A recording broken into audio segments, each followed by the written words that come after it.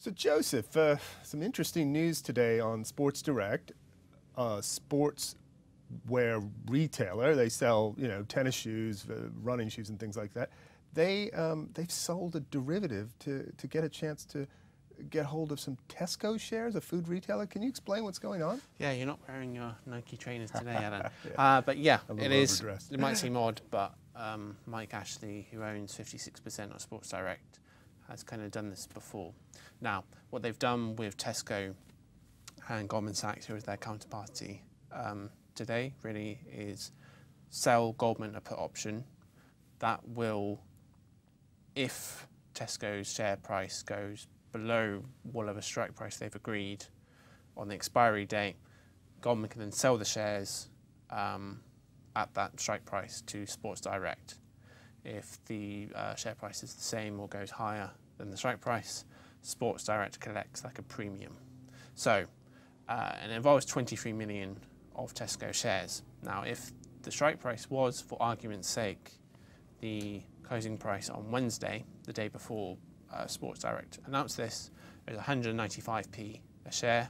So you're talking about 45 million pounds of Tesco shares. Mm-hmm. Sports Direct has said its maximum exposure under this put option is 43 million pounds.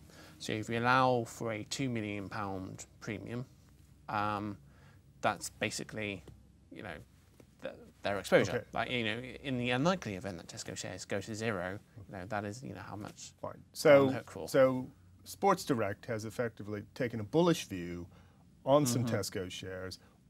What's the business rationale for it in your opinion? Yeah, I mean, maybe they would take a bullish view because Sports Direct has a business relationship with Tesco anyway. You can find their trainers in Tesco stores or some Tesco stores, for example.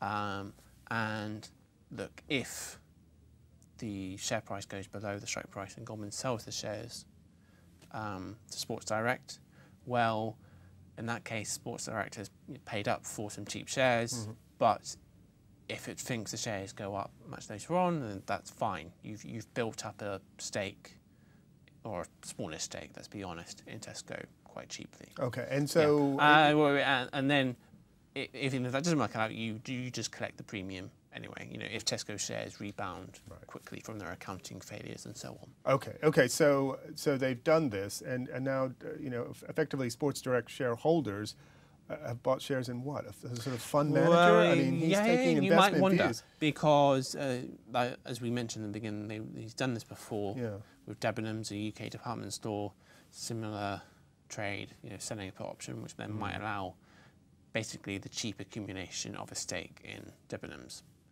creating like this retail empire, which is, there's kind of a fig leaf of a business case for that. But I think you're right. Like, Sports Direct is almost like an investment boutique, and you are basically kind of handing over money to allow punts to take place, basically. And the interesting thing here is, would this have been disclosed except for the fact that Goldman was the counterparty on both the Debenhams and now the Tesco trade?